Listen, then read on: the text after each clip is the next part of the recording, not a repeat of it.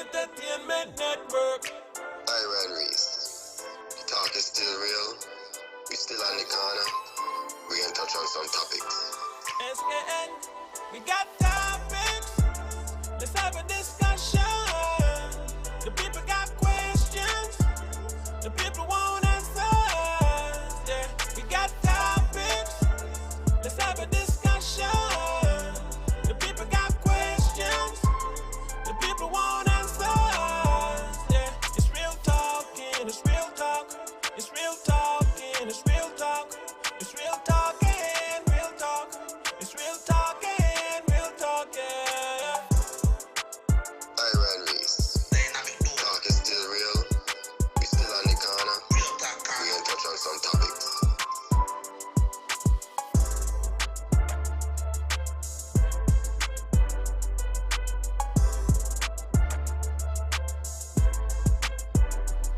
It's real talking. It's real talk.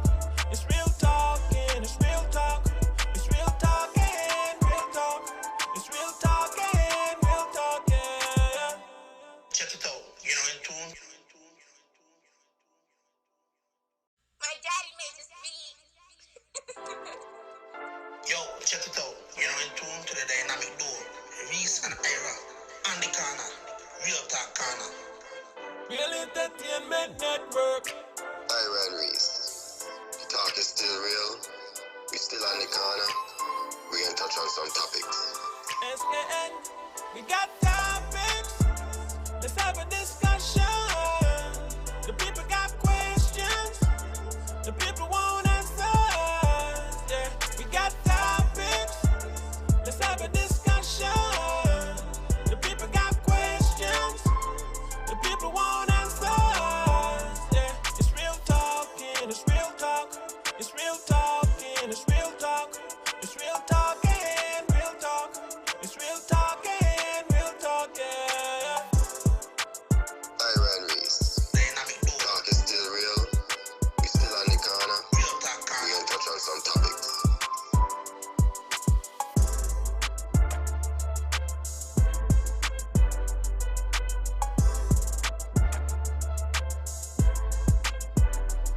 It's real talking. It's real talk. It's real talking. It's real talk. It's real talking. Real talk. It's real talking. Real talking. Check it out, you know, in tune.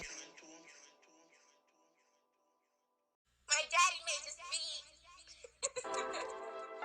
Yo, check it out, you know, in tune to the dynamic duo.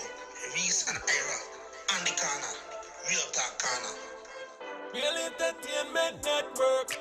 Iron Reese. The talk is still real. We still on the corner. We can touch on some topics.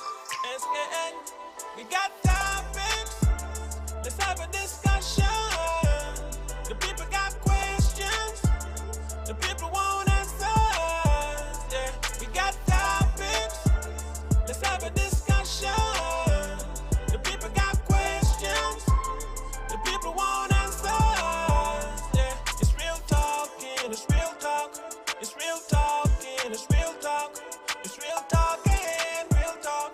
It's real talking. Real talking. Iron Reese. Dynamic The duo, talk is still real. We still on the corner. real talk We corner. can touch on some topics.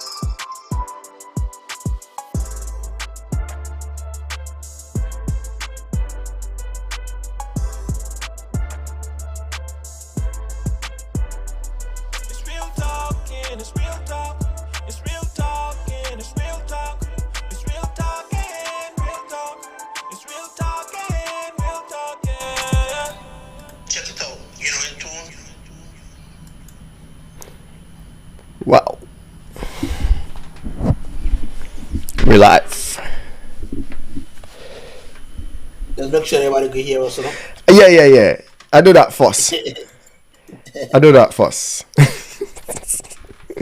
Yeah, I did it Got first. to make, Yeah. to make sure, you know? Learn, you know? Live and you learn. That's what we got. Yeah. How you doing? Very good, man. What going on with you? Well, I good. You know, ready for another Monday. About to start my work week tomorrow. You know, Look, sometimes that make the days off by 3 days a week. 3 days a week, 410. one of those lucky guys. Yeah, you know. So I use that to fuel me. You know, sometimes the Monday morning blues. Well, I start working on Tuesdays, so there's a Tuesday morning blues. But I guess still thankful I could provide for the fam. So Indeed.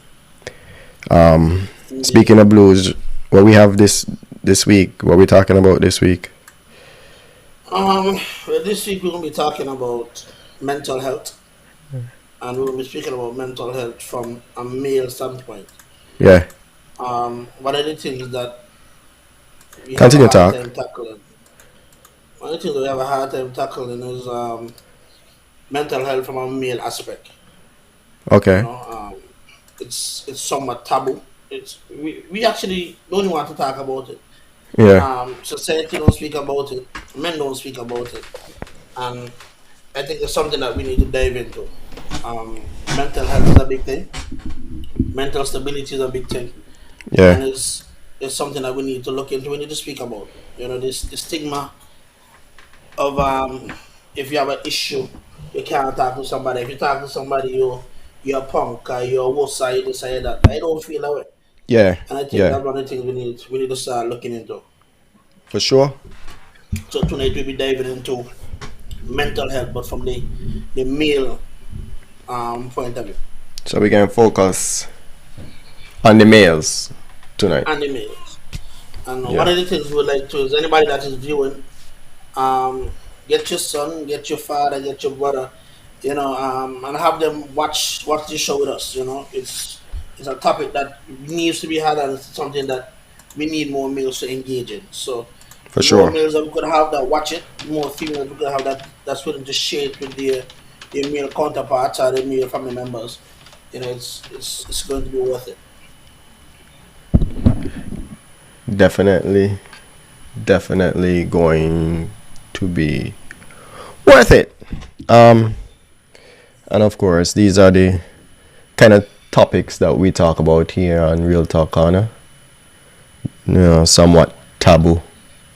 Because like you say, mental health and men expressing your feelings sometimes required when talking about mental health issues.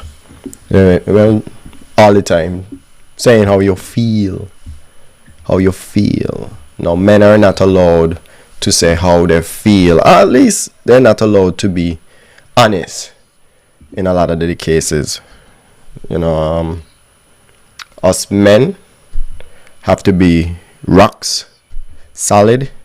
We have to always have a hard outer shell, no matter how disturbed we are on the inside. Depression, there's eating disorder, alcoholism, sad. Sad is actually one that I feel like I myself might personally be dealing with, and that's seasonal affective disorder. Yeah. I could remember having a conversation with a buddy of mine a few weeks ago when I was like, the place has been overcast for a very long time, and usually when the place is overcast like that, I start feeling down. I start feeling sad. Like just blah. But he, on the other hand, was like, man, he loved this weather. He loved this weather. So from time to time, when we get into winter, and people call it the winter blues as well, I start feeling sad, especially when there's days and days where I don't see the sun. And I've never been like clinically diagnosed. But I remember when we had Ashley Jabang on this show, she was the first person that I heard talk about SAD. And I was like, that's me. That's like me. That's me. That's me. Like, when the sun is not around, I feel sad. And I didn't know it was a thing. I just thought I was just bored, locked inside, or, there's not much to do. It was really tough during college, university time, that pile upon, like, thinking about college expenses and different things, because financial problems is always something in the back of somebody's mind. Not saying that I had financial problems, but it's more of money spending and money not being made. But I went on and realized it's the change in the weather. Just the gray tone, the not being able to go outside, whatever the case may be, it just made me feel down. You know what I mean? And that is just one thing that some people might be going through and they don't even know, because there's a lot of mental illnesses out there, and it might not be something where it is okay. When we say mental illness, a lot of people think full bloom, what we call crazy, schizophrenia, those type of things. We go straight to that type of mental illness. Extreme, yeah. We go right to the end of the spectrum, right? Because there's a spectrum, right? And we go right to the end. So we don't realize sometimes you stress and you feel like, yo, I gotta eat, I gotta do this, I got like, this is how you're handling stress. Is that normal? Is that you falling somewhere on the spectrum of mental illness? You know what I mean? Where you find yourself eating, self-medicating through foods. But let's go at it. Well, let's first. I just spoke about self-medicating, but before we get to self-medicating, like you spoke about stress. Mm-hmm. I don't feel that stress is a mental health issue.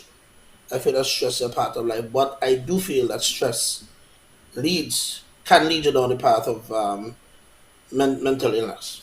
I think if you don't, we have a tendency of telling people, "Oh, get over it," or "This going past," or blah blah blah, and sometimes we don't really have that outlet. We can actually speak about the stress, and sometimes we have this issue where we keep a lot of things so deep inside that it consumes us. And because it consumes us, then we start going onto that mental health spectrum. You start going down that line because we keep so many things inside of us. And Yeah. especially as men, right? As men, we have this thing where you can't talk. You know what I mean? And if you think about it, Greetings, you know, Aaron. most men don't speak of the issues. We all No. know that men are going through issues, but most men don't speak of the issues. Mm-mm. And then we have this tendency of society to that men are so strong and men have to be so strong that no one ever checks on the man and say, "Hey, yo, you good? Yeah, all right." You know what I mean? So we see people walking around and they're going through their daily lives, but we don't know what they're facing. One of the other things, like you just spoke about, was a coping mechanism: eating the soda, drinking too much, doing this. Mm-hmm. But these are ways that people are able to free their mind because of certain things that they're experiencing. Now, it's sad that this is how it is, but we need to be able to change the thought that men have to be so tough that they can't express themselves, they can't Yeah. have emotion, they can't have feelings, because that's a toxic way of living. You don't even know. Where does it start? You know what I mean? You have generations and generations of men. Oh, start crying, your baby, you wuss. what are you, a girl? You know, them vibes there. You know, not being able to wind down in front of others, so you hold it in. And yeah, you make a great point. Stress is not, I wasn't saying that stress is a mental illness. I just saying stress tends to trigger certain things, right? Definitely. Yeah, it triggers certain things. When we talk about mental illnesses, let's start with, we could choose from a number of them. We definitely could start with depression. And Definitely. with depression,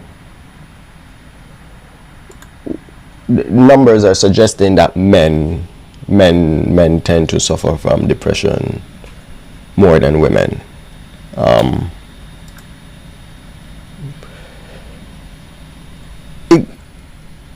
But do you understand why? No. Again, because as a man, you're forced to keep so much things inside that you do not have that outlet, and because you do not have that outlet, it consumes you, Yeah, right? that's a And point.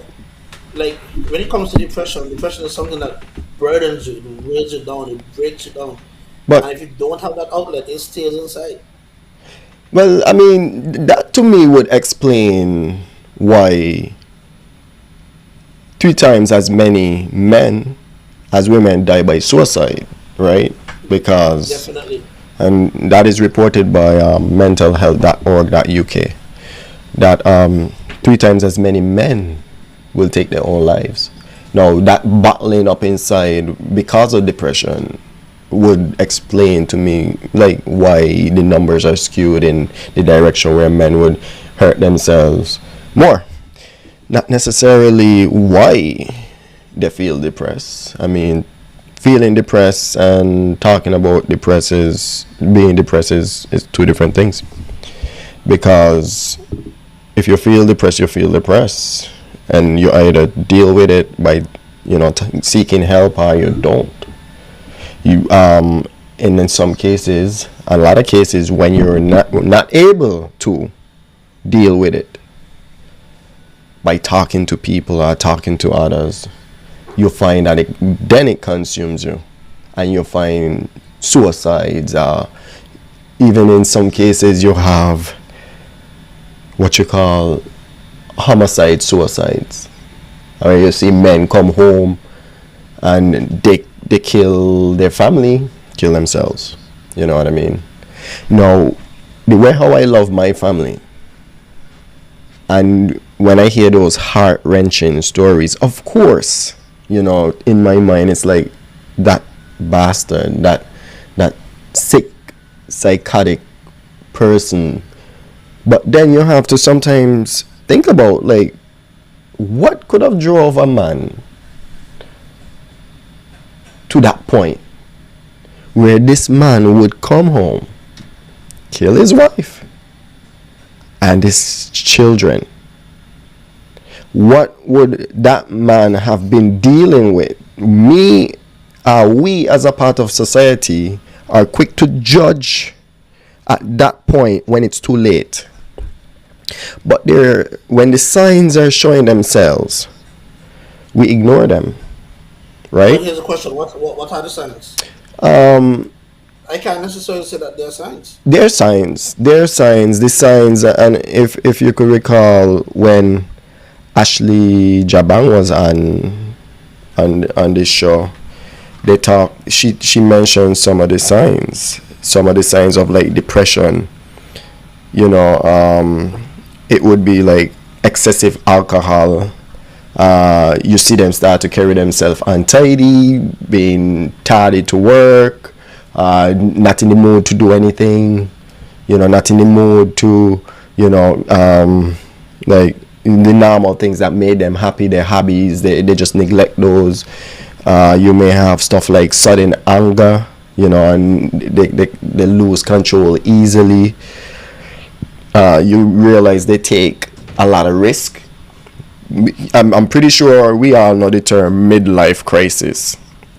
You know what I mean? So They take a lot of risk, and they get irritable easily. The aggression, the testosterone is coming out. So, like for instance, Reese, if you as a man, you accustomed to wear your hat, and all of a sudden Reese now wear his hat. Reese that wear hat, and a matter of fact, his hair is not cut. He beard look shabby, he's gaining weight, like excessive weight. That's where I, as a friend, should step in and be like, yo, are you good? And not just, hey, are you good? And you'll be like, yeah, me good. No, like really stand up with you, like look you in the eyes, and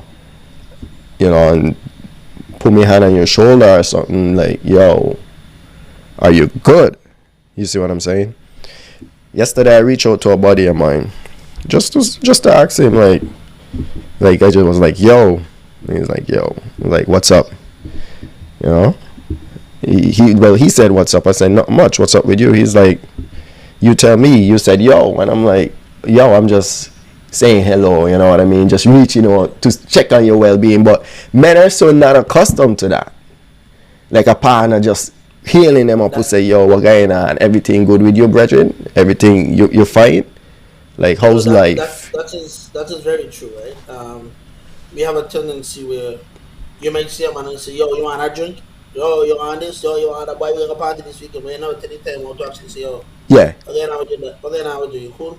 Mm-hmm. You know what I mean? How the family, how everybody doing? You know what I mean? And that's one of the things that we don't do. And even as a society, we don't do it. We have a tendency of seeing a female and asking the female those questions, rightfully so. Yeah. But you also have to ask, the men those questions as well. Because just like how female go through things, men go through things. One of the things that there are society standards for men. Financially, we always hear that as a man you have to be a protector and a provider. Mm-hmm. But everybody don't make that dollar amount. And there are men who stress over the dollar amount that they make. They have to, yeah. Even something as simple as that, puts you in a situation where you start to get depressed.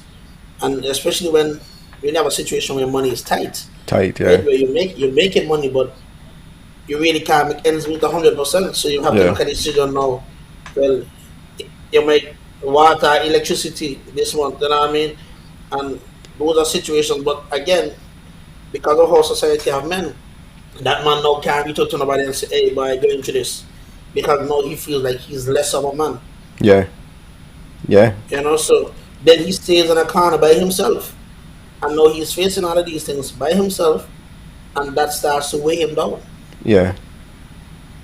And these are things that we need to realize that life is tough for everybody, and men handle stress differently, men handle depression differently, but we need people to look out for us, and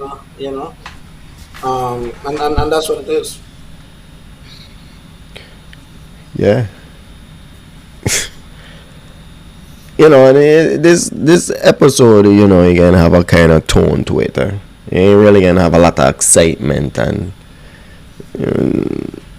because we're dealing with a serious issue because it would be hard for us to meet somebody who has not dealt with any sort of mental illness in their life, You see what I'm saying? I know it would be hard for us to really deal, like finding a man who has not dealt with any sort of mental illness. It might not be ongoing, right? And I guess there's a difference between emotions and mental illness, but even with emotions, we are trained to not show emotions. Yeah. You know what I mean? I could tell you of a situation where in a man that he lost his mother. And growing up in life, every time he would cry away to his father, call him over, said the father would tell him this, father would tell him that. And when he lost his mother, he did say that he ain't gonna cry. But that took so much time and he couldn't let his emotion out. Yeah. Is that was that fear to him? It wasn't No, fear to him, but no. he's trying to hold up this idea now. Well, I lose my mother, I lose my father, so I don't want to look like a worse than my father. So I get to my mother funeral and I can't cry. Yeah, My mother passed and I cannot cry. yeah. That's not fair to him. Definitely not. So now he's Definitely going to not. grow up and there's a possibility that he's going to teach his children the exact same thing. That Yeah. is sad. That is And what we have out there in society. yeah, Aaron, that's what we really need more of, showing that you care. Stop and listen. Be careful with your responses as well. That could cause men to retreat and fall even deeper into their depressive state, and that is true. In a lot of times, bro, like we're so quick to make comedy of a situation, not knowing that someone is actually reaching out to you for help. So, like, that's the thing about men. Let me talk about the obvious here. If a man get bite, he is the joke. He is the laugh of the tongue. And I guess in some cases it make you stronger. In some cases it make you get over it and be a man. Be tough. You know what I mean? If a man lose a woman and he say, "Bah, what you do? Ball over she or ball or she?" You know what I mean? Then kind of talk. Then it's like you can't allow yourself to show any emotions at all. It's bad enough when you walk around, you feel like people don't whisper and say what I got to say. But gotta just hold that inside and like me good, man, me good. But then what you start seeing is that man they can be drinking a lot. You know what I mean? The man they taking a lot of alcohol. If they smoke weed, they smoke weed, a lot more weed and like marijuana. They indulge in a lot of these things. Khadija said there's a stigma attached to grown men crying. People on a whole, correct? Definitely, but men, even little boys, can't cry. But Aaron, we skip over a comment there. Aaron said, "Some try to mask their feelings as well, appearing jovial, but the reality is far from." And that is True. very true. True. That is very true. True. There's some people that, as a coping mechanism, like you said, alcohol and things of this nature. There's some people that their coping mechanism is party. They want to party every week, they want to party every night because for them being around people and in a party atmosphere makes them feel comfortable. But the reality is, once the party done, you still have to face the situation. Same thing with drinking. Once you have alcohol, have your drunk done, Yeah. your situation is still there. Yeah. Like. And that's a major thing that we use coping mechanisms, and a lot of times we are afraid. We're actually afraid to step forward and say, "Let me deal with this." Yeah. And because we're afraid to step forward and deal with it, we use so many coping mechanisms that are actually to our detriment. Well, in honesty, they feel like they're dealing with it. God, I mean, like, okay, Carbon, for instance, rest in peace. I remember, like, one day I pick up Carbon. I finished with school. Carbon was my physics teacher, so I wouldn't see him going to school and not give him a lift. Crazy. I showed him my gratitude. So this Monday morning, bright and early, hustling. Right? Tanya Williams said, from a little boy, the stigma is there. They fall. It's that brush it off. You cry. You might even get licks for crying with the what you're about for. I don't know if there was more to that comment, but we can come back to that. Okay. That's the comment. And I pick up Carbon and I'm like, Carbon, how you do it? I see you on the weekends. You drink. You drunk. Extremely intoxicated, by the way. Not just a small drunk, I have seen the man urinate on himself in public, and then call me Big Stone. But you got to love the man for who he was. And the man looked at me and he said, "Bye, You see the difference between you and me. When you drink and you get drunk, you want to feel better. You want to get over that. But he said, I love that feeling. So what he do when he wake up in the morning, he got one under a pillow, he hit that. Break time come, up the road, hit another one. At that point in time, I realized he is what is known as a functioning alcoholic. And somewhere in his life, something may have triggered that, where he started using alcohol as a coping mechanism. And there is a story that I've heard, but I'm not going to share it here. I know this is real talk, but I can't validate it. It comes from like his school days and from schoolmates, but it was a financial situation. And you see what I'm saying? These are some of the ways that people fall into mental illness, because at that point in time he may not have felt like he could have spoken to someone who would give him advice or the type of help that he needs. A matter of fact, he's in college, so what we gonna do? Party. So the man is the man, because you remember, when you drink and you drink a lot, especially in Nevis, and for those who listening who's not from Nevis, when you drink a lot, you it's almost like you have arrived. You is the man. Yeah. When you get mashed up and you laid out, you ain't drinking today, you soft, you this, you that. And we're encouraging that mental illness called alcoholism. We encourage it. We have to be able to take a break. Alcohol, weed, and other substance becomes one's happy place. This is where abuse of these substances comes in. Thinking you could actually block out your troubles, even if only for a while. Now again, back. Go ahead. You were gonna say something. Very true, Khadija. Yeah. The abuse of these substances for a temporary happy time, a small moment of time where you don't have to face your situation, or you don't have to face your issues or problems. That's where a lot of people go back to these things. Being drunk, it takes your mind away from whatever you're going through for whatever period of time. But when you get sober, when you come down from your high, then you still have to deal with reality. Yeah. And then you see people constantly going back, because they realize for that 3 hours when they were drunk, but I had to deal with that problem there. So now 3 hours, 15 minutes, but I got to deal with the problem, 3 hours again, and it keeps going. And then that's where the addiction comes in. And that's a very, very, very slippery slope that some people go down and never make it back up from.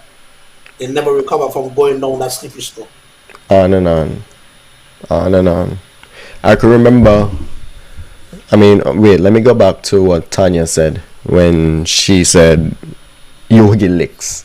Imagine that, bro. As a boy, right? As a young boy, you can't cry. Otherwise, you're going to get something to cry about because you're too soft. Right? You just think about that. And then you wonder why we become so aggressive in the future. You know what I mean? Why you have so much domestic problems. Yeah. But this is real talk, kind of. So it's all about sharing stories and keeping it real. You know what I mean? At one point in time, before my wife, I was in love, and that relationship ended. Now, fast forward, I was talking to my cousin, and he didn't tell me. This is what he tell me. After that breakup, I was drinking a lot and all these things. So it's almost like he realized that I was going through something. But in most cases, people don't offer a helping hand. What they do, they chat you. You see what I'm saying? They laugh. Yeah. You become the joke at the top. Which is a problem. Right? So me, I really, really can't remember that. Right? So this, I said that to say, is that you end up doing things that you don't even realize. So you're self-medicating, and that you don't realize that's what it is. You see what I'm saying? You not even realize you're trying to drown your sorrows. Of course, there's times where but you just, as soon as you're not drunk anymore, you feel this pain that you're trying to get over with. And this is alcoholism, And so you drink and you drink and you drink and you drink. But there is the case where you do it and it's not even that. You're just doing it because you're filling a void and you don't even understand what that void is that you're feeling. Well, so sometimes, right? So sometimes what sometimes happens is that, let's say you have a financial situation, and you may be facing a financial situation, and have a tough time you in, and you start to drink. That's your way of coping with it. But then you somehow get out of the financial situation, but your body is now so accustomed to the alcohol that you can't leave the alcohol alone, because then you're going to withdrawal. So even though you already got through your situation or whatever you were going through, now you have this element from that's external, that your body is accustomed to, that your body needs, because you'll put your body in that state to function, and your body can't function without this thing. And that again is another major issue that comes from going through some of these mental situations, depression and things like this. Because sometimes you make it through depression, but your body has become so accustomed to the substance that you can't function without it. Right? Because you start going through withdrawal and all kind of stuff. And what about phobias?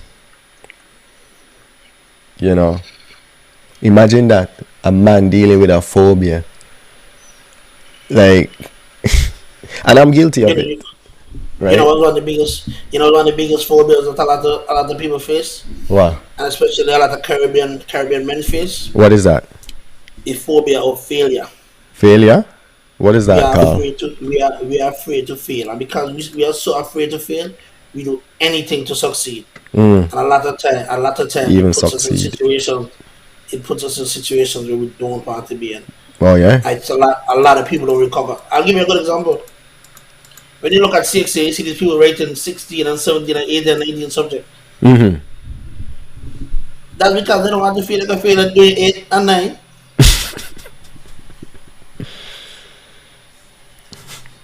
Yeah. No, listen, I watched this thing with this guy in Trinidad. He did 18 subjects.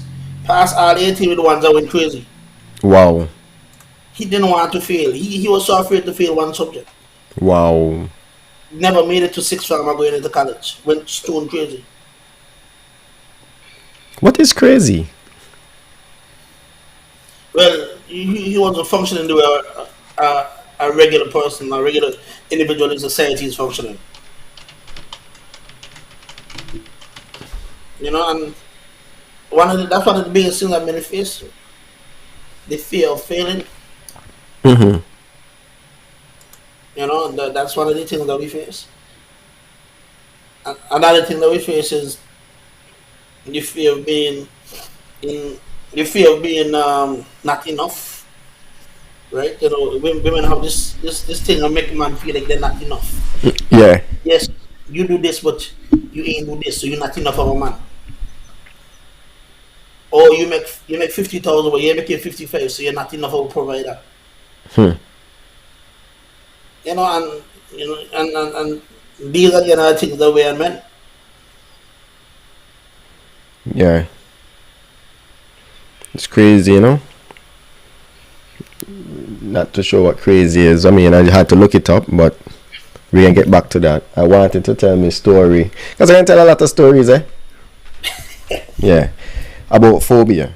A good friend of mine, won't call his name, but one time we are on my porch and a frog jump on the porch and the man scatter hit his foot against a little weight that I had there. I used to curl,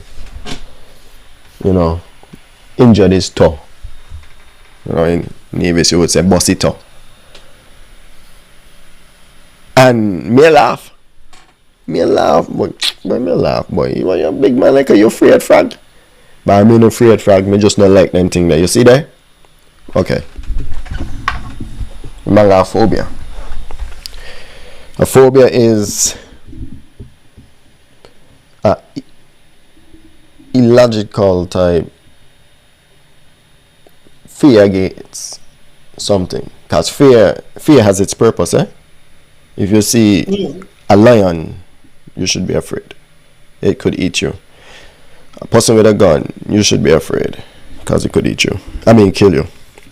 Fear is meant to protect you. It's the way of the body to get away. Fight or flight. Fear. Get away. This situation is not good. Clear out. Survive. You need to survive. But a frog that won't hurt you, right? It won't do you anything. When you are running away from a frog to the point where you're risking injury, right? That is a phobia. It's not a logical response to the frog. You're not putting yourself in a situation that's taking you out of danger. You're actually putting yourself in danger. You're actually putting your body in harm. So me, I don't know anything about phobias. I don't care anything about phobias. It's just funny to me. And my friend responds, no, but I'm afraid no frog. Me just not like them thing there. He now can't even accept that he has a problem. You see what I'm saying? Because now I'm making light. I'm making a joke of how he feel about this frog.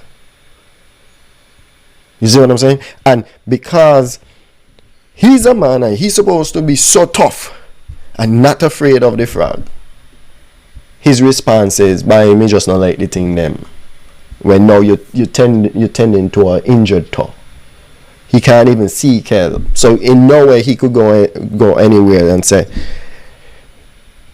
like to a psychologist, a counselor or something like, yo, I have a problem. When I see frogs, I'm afraid. I run. And you could think, well, that's just a phobia. But what if the phobia is to the point, because some people freeze, some people freak out, some people just start running, and you run in front of a car, something, you run into oncoming traffic. It can happen. You know how I know it can happen? Right? The fear of vomit. I know someone who has the fear of vomit. And while in a moving vehicle on a highway going about 50 miles per hour, someone threw up in the vehicle and the person with the fear start to open the door, want to get out of the vehicle. You check it. At that point in time, your life in danger. At that point in time, you need help. But as a man, if you're afraid of something like roaches, like little creatures or whatever it is, you can't even say, by afraid of them thing there, I can't say to you as another man, like, you should go seek some help because that's not good. You see what I'm saying? No, but the fear of things is real, right? I'll give you a good example. We grew up on an island, surrounded by water. Oh yeah. And I know people who are afraid to go in this water. They're afraid What? to go in this water. They're afraid to go. They're afraid to go beach. They don't go beach. Mm. And when I tell you they don't go beach, like, they go sunshine and they ain't gonna follow. They walking in the sun and nothing. They only get by sunshine. But I was talking to one person. I asked the person why, and they said, from speaking to them, they're like, well, my grandmother died on Christina. Mm-hmm. So my mother never allowed me to go beach because she had a fear and I just developed the fear. Mm. But that's because there was a traumatic experience that has been passed on from generation to generation. It's totally understandable. Yeah. It's totally understandable. But what happened now? Everybody got a beach and this person don't want to go to the beach. I ain't want to get in the water and all of a sudden you start to call this person all kind of name. Mm. You're soft, you're this, you're that, you're scared, scaredy cat. But it's a valid reason for not wanting to go in the water. Yeah. Rather than You know help. what I mean? Rather than help. Instead of trying to understand, Rather you than make help. a joke of the situation. They might even throw him in. That's it. Right? They might even throw him in. They've thrown people in Yeah. the water that can't swim, eh? They throw people in the water that can't swim. They do that. Like as young boys, like growing up, I've seen them man throwing people in the water that can't swim. And it's a joke. That can't swim. Huh? There's people get trapped in the pier that can't swim. Yeah, off the pier. Can't swim. And it's a joke, It's a joke. You spoke about phobias, right? Yeah. So let's speak about therapy. Mm-hmm. Right? You go through all these things, and one of the ways of getting over a lot of these situations is going to therapy. Mm-hmm. Right? But there's such a negative stigma on going to a therapist. Yeah. Sorry. Sure, I don't agree. That's how I understand because I don't understand that way, but Yeah. now that I'm older and wise and I have children, I don't agree. Send them to swimming lessons. But that is Well, how that's I why learn. she had the quotations, eh? Yeah, no, that is how I learn. That is how I learn. Yeah. A man show me out, they had to bang water back in and take drinks all water. Yeah. You know what I mean? But let's go back. Let's go back to the therapy thing. Yeah. Why is it that therapy is so frowned upon? Going to see someone is so frowned upon. A psychologist, a psychiatrist. Why is it so frowned upon in the male community? Because you gotta suck it up and you gotta deal with it. You see what I'm saying? You need to suck that up, like Tanya said, and deal with it.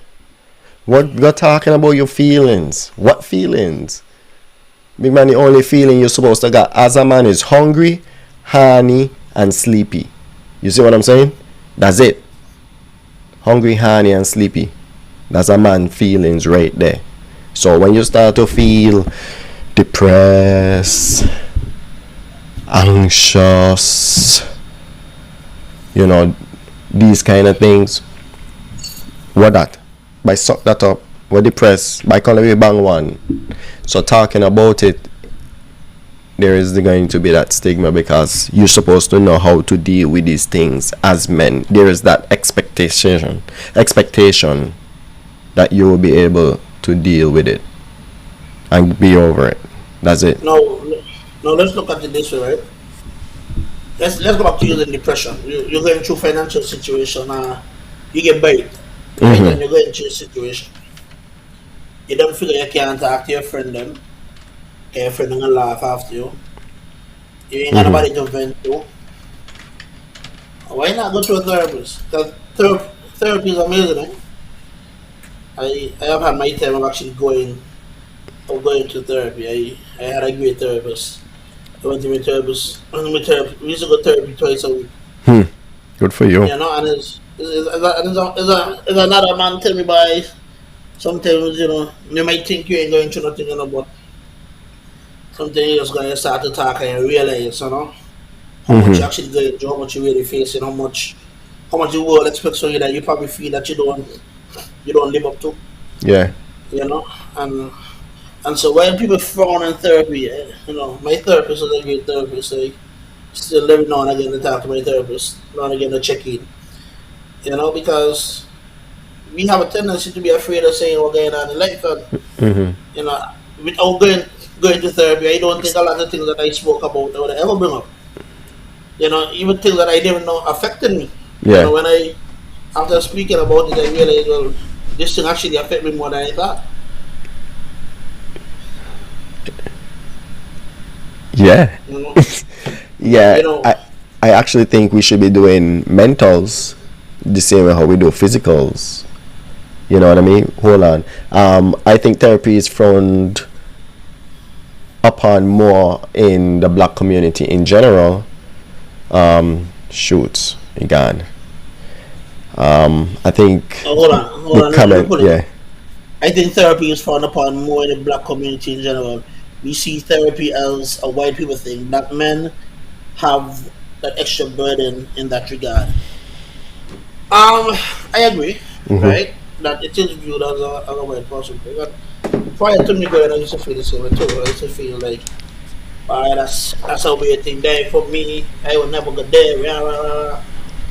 But when I went and I sat down for the first session and then second session, the third session, I started to realize that this is needed Yeah, more than I realized. And I mean, we have witnessed so many things in life that we never have an opportunity to actually get off, right? And yeah, one of the things we grew up and we've seen so many things growing up. I don't know how many of y'all remember. There was a sports day back in the early 2000s where somebody got killed, yeah, right? A young guy got killed. So many people saw that, yeah, but how many people actually had an outlet to say what they felt or to say what they saw? yeah, So now a lot of people are walking around with that image in their minds from that day until now.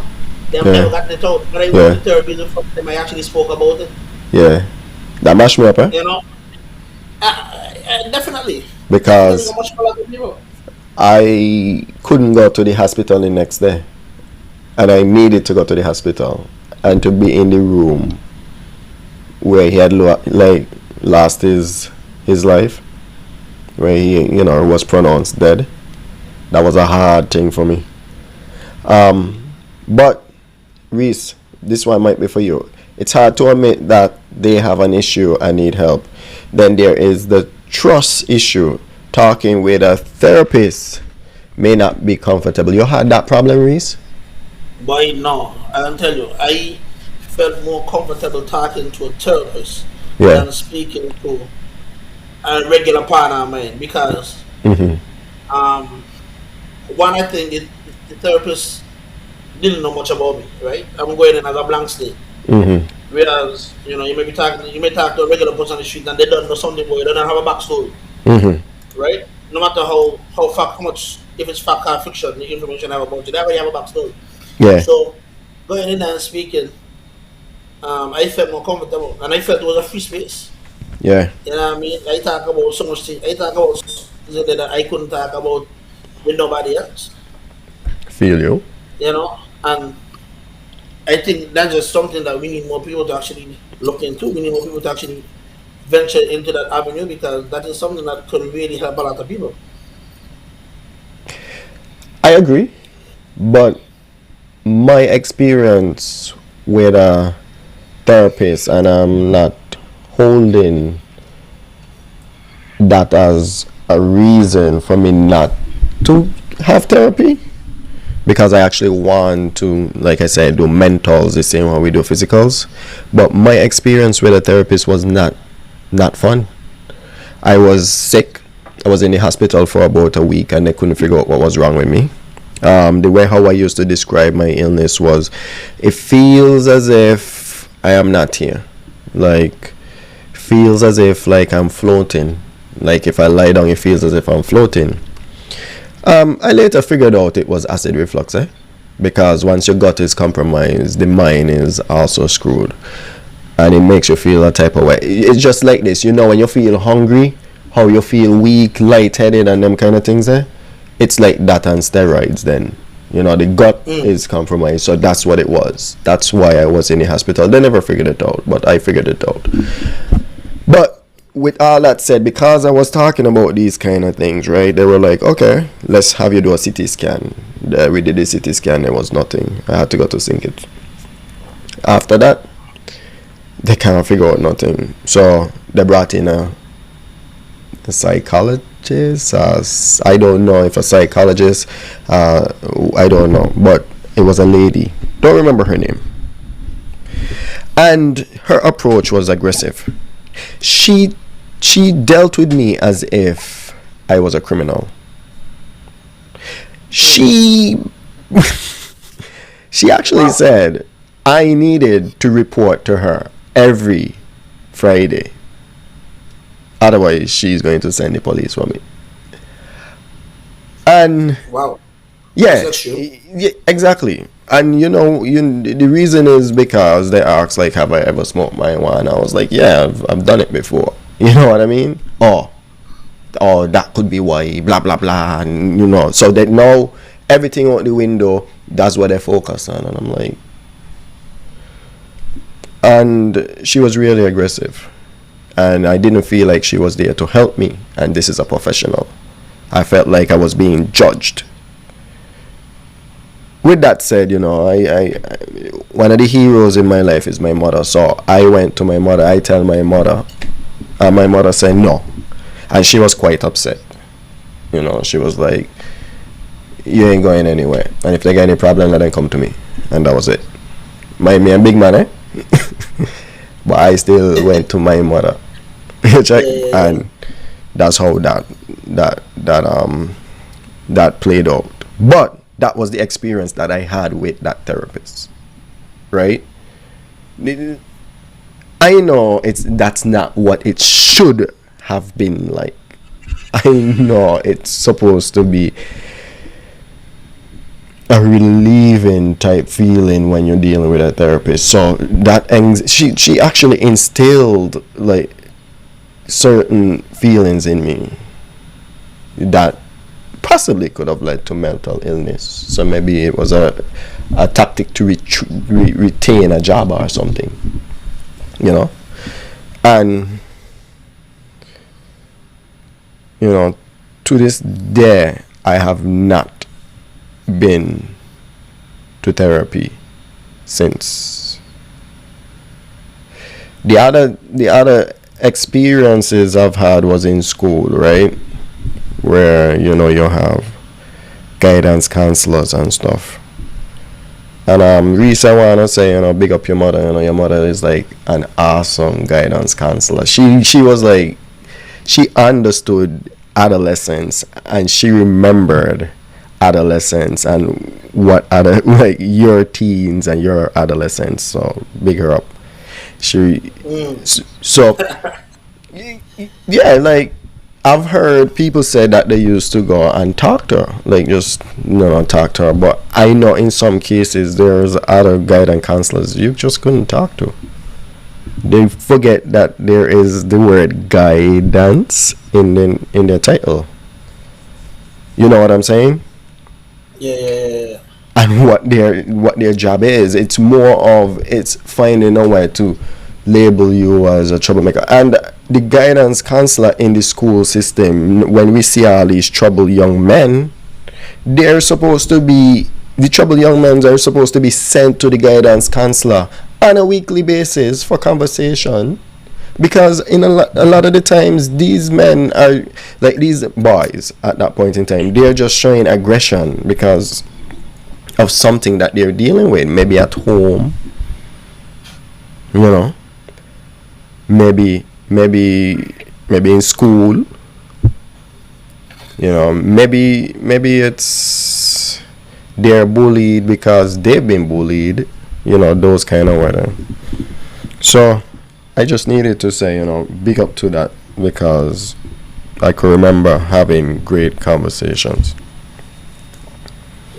as a young man. Let me share how good my therapist eventually got. Okay. I also remember like I want to say maybe like my 5th or 6th week of therapy. But we done comfortable, we done cool. So at night now, I end up with this young lady, and for every reason I drop shot. I drop shot. I call my therapist the next man. I say, hey, I gotta come talk to you. Right? Say, hey, I got 4 o'clock start. I say, come in. So I got and I talking to my therapist, and the therapist said, boy, listen. No, this is the problem with in life. Nobody can tell the truth. It's not every time you go run a race, you're gonna run the best race. Mm-hmm. Take it for you to move on. Mm-hmm. What? And say, so this man tell everybody. Mm. So alright, maybe the man know you're talking about. Then I think a couple days later, that's when Usain Bolt had lose to I think it was Tyson Gear, Justin Gatlin, and one of them. I said, oh, Mm-hmm. well, I guess this is what you're talking about, even in the best race. Mm-hmm. But my therapists were able to put it in a way for me to understand that hey, this is life. They It understand don't you. mean it don't mean nothing. It just means that that's what happened. Yeah. But I had feel so bad, but I was so comfortable with my therapist. I say, listen, yeah, come talk to you. You know, so I had a great therapist. My therapist was amazing. You know what I mean? Yeah. But one of the things Go ahead. that Chef said is that everybody, especially in SK, everybody knows everybody. So you're afraid for your information to get out, and that's very true. Boy. And there's no confidentiality, right? You know, and that's the scary part as well. That's the scary part as well because Yeah. Zero. some people want to speak, some people want to get things out of the chest, but they know that if I talk to, I go into this office at 4 o'clock by 4:15, and that voice not going on me in it.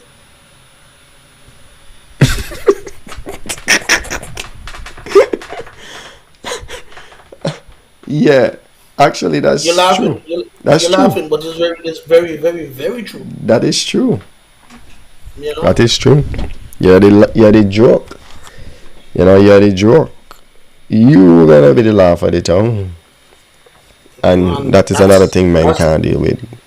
Can't deal with that. Banner boy. Eagles are further. Eagles are further. We can't take that. Can't deal with that, boy. Well, I think A lot. I have gone enough to be able to take that now. Them things they don't matter me no more. They don't? Them things don't matter me no more. It took a while for me to move past the point to people's opinion mattered so much. And even that I learned in therapy. What about Even that I road learned in rage? therapy. No, I got that here. Yeah. No, I got serious road rage. That's a Yeah. serious thing.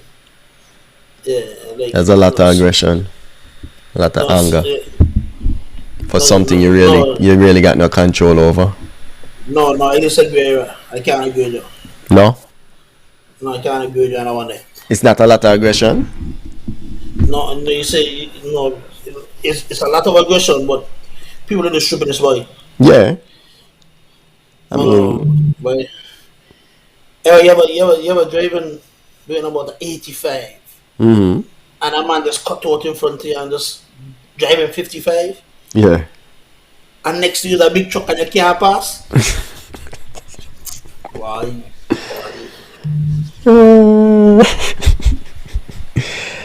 Why? Yeah, I suffer from road rage. Listen. I suffer from road rage. But what is it? You know what I mean? What is road No, rage? Is it I don't have road is rage it as a leading mental into issue. some sort of mental illness? I don't feel so. I really don't feel so. But let me ask you now. Let me ask you. You a don't question. think road rage is a part A of mental issue? it's anger? No, It's anger. no. It's See, anger. there we go now. The denial. No, I The don't. denial.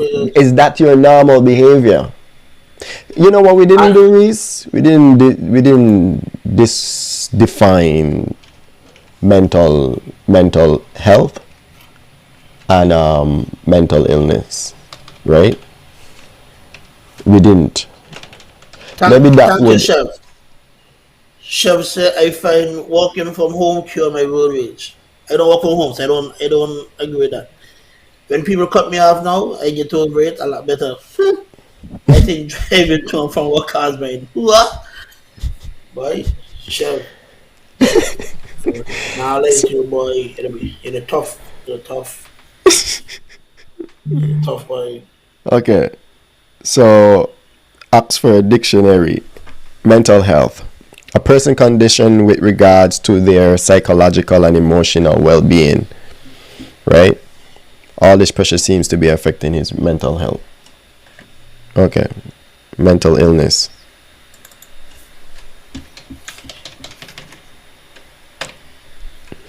A condition in which serious disorder in a person's behavior or thinking.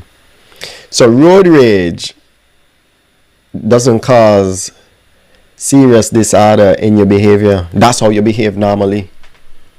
So that's you normally. You're just an angry person all the time. You're angry, right? That's who you are as an individual. You're telling me that every time you get angry, it's a mental illness?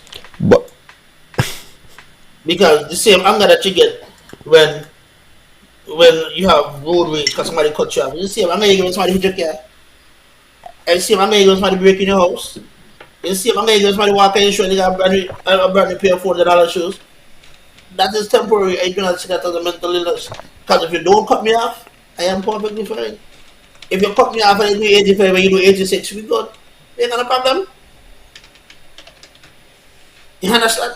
I don't have a problem with that.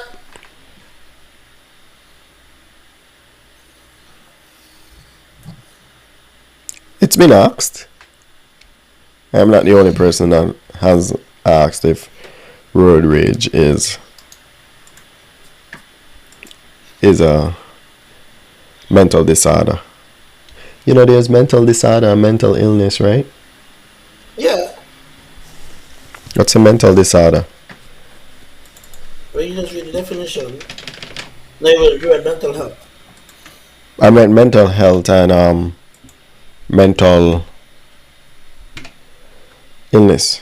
Mental disorder, any illness with significant psychological or behavioral manifestation that is associated with either a painful or distressing symptom or impairment in one or more important areas of functioning. So road rage is probably a mental disorder.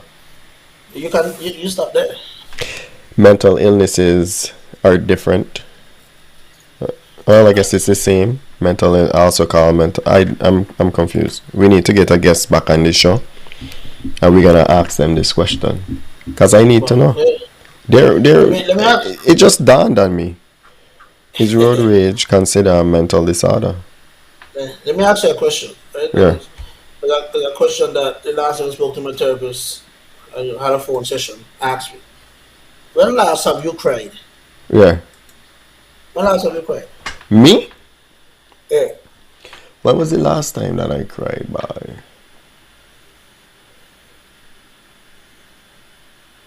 A ball when Uncle Paul's been passed away. Ball. Was the last time you cried, boy? Was the last time you cried? Me can't remember no other time. Boy? See, that's a After that. problem. But maybe it just not had no problem for me to cry. You have emotions inside of you sometimes. So I just need to go ball. Crying doesn't only mean that you're sad, you know. That's what people don't realize. Crying don't only mean that you're sad. Sometimes you're happy and you cry. Sometimes you're celebrating and you cry, you know what I mean? I've never celebrated and cried. No.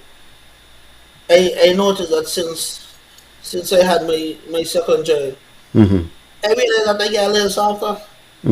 I watch movies and start to cry and thing, and I realize, you know what I mean, the hard exterior come off. Because, you know, especially when I watch movies with that, losing a parent or losing a child. Yeah. And I start to get a little teary because it start to resonate with me like, hey, you know, my mother ain't the youngest no more, you know. You know what I mean? And I don't want to lose my children either. You know, and I realized that I have started to pay attention to stuff like that more and more. Mortality is now a focus. But Reese, I mean, that's why I don't watch A Walk to Remember. I ain't believe in that. But um, I can't. I think I'm trying to recall if there's been another time since that. But I could remember Uncle Power's death because me ain't just cry. I bawl. I and the thing about it was, I remember when I got the call from Monique, and she was like, Uncle Power's dead. And I'm like, really? I had no response. It is like I didn't, at that point, I didn't really feel anything.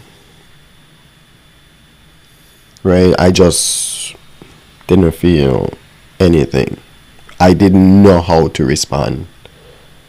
I'm like, I should be extremely sad at this point in time. You see what I'm saying? I just couldn't feel anything. I was numb. And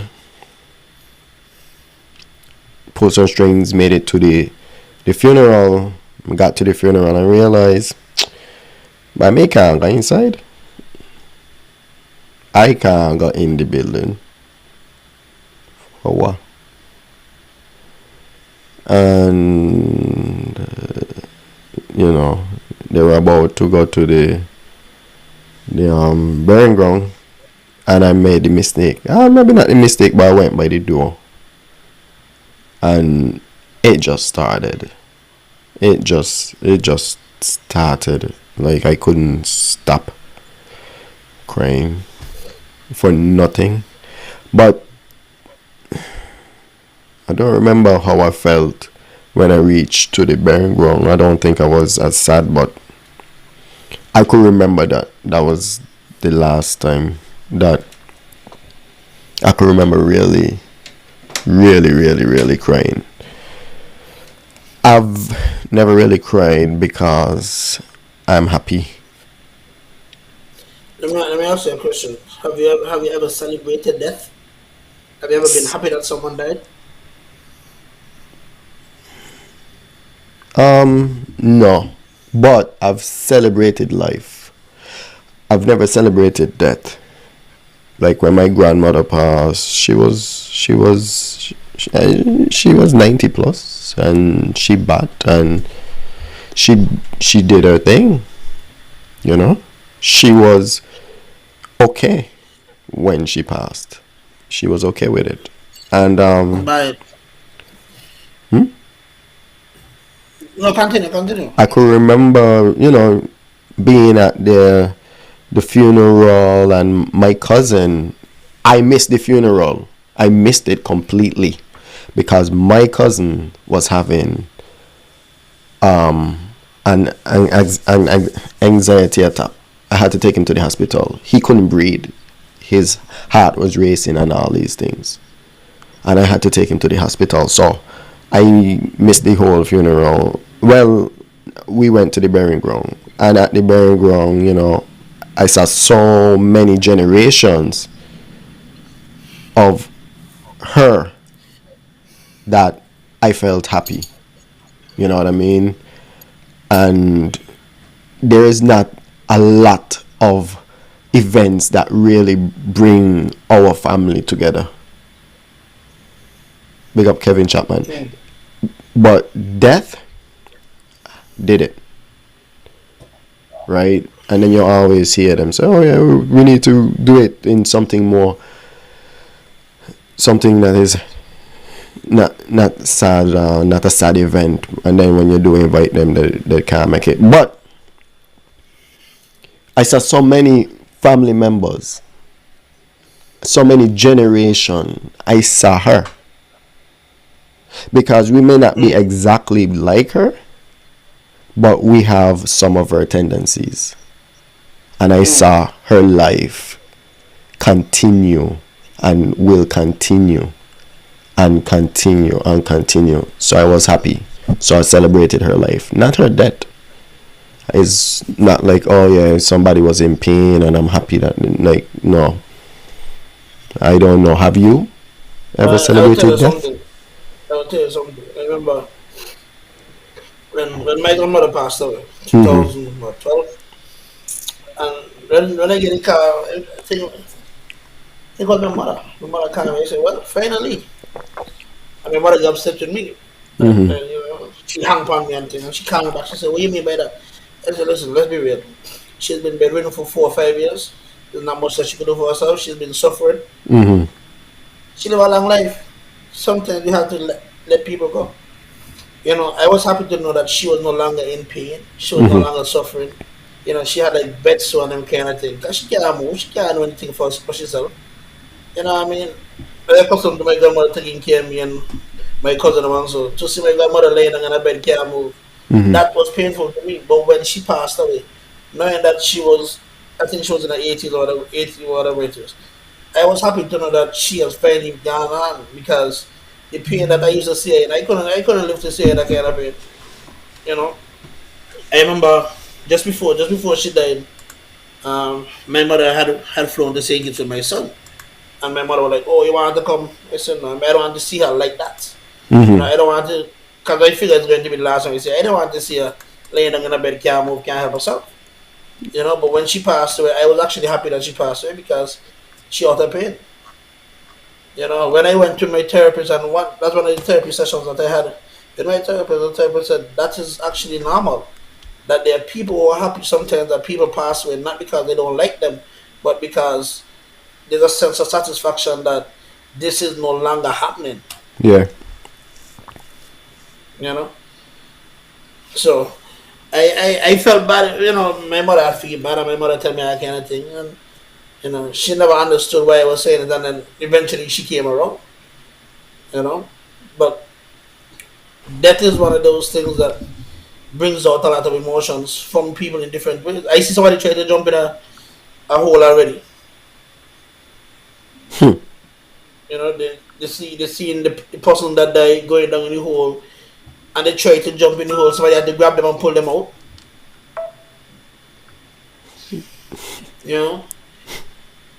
And what is the reality? Reality of realizing, hey, once it does start to go in this box, you have no chance to see this individual at all. You know what? That is real. That is real. None. Let's just we're gonna see what the males have been saying in the comment, and then we're gonna go through some stats as it regards to men and mental illness, right?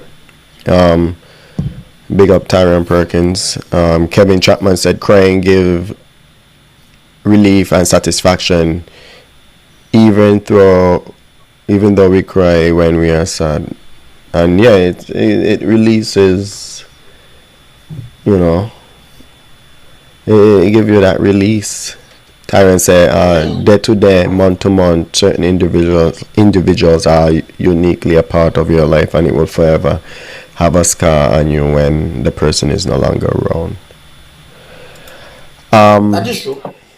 Definitely. And I understand that. And when it comes to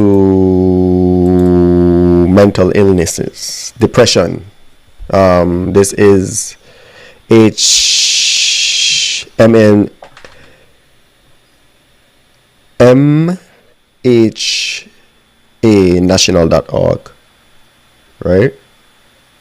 Dang. Yeah, we got to link up, Tarian, for sure. 5 major mental health problems affecting men. Let's list them.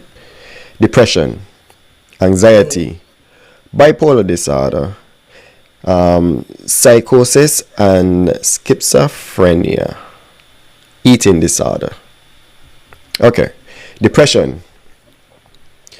Over 6 million men suffer from depression per year. Male depression after 10 goes undiagnosed.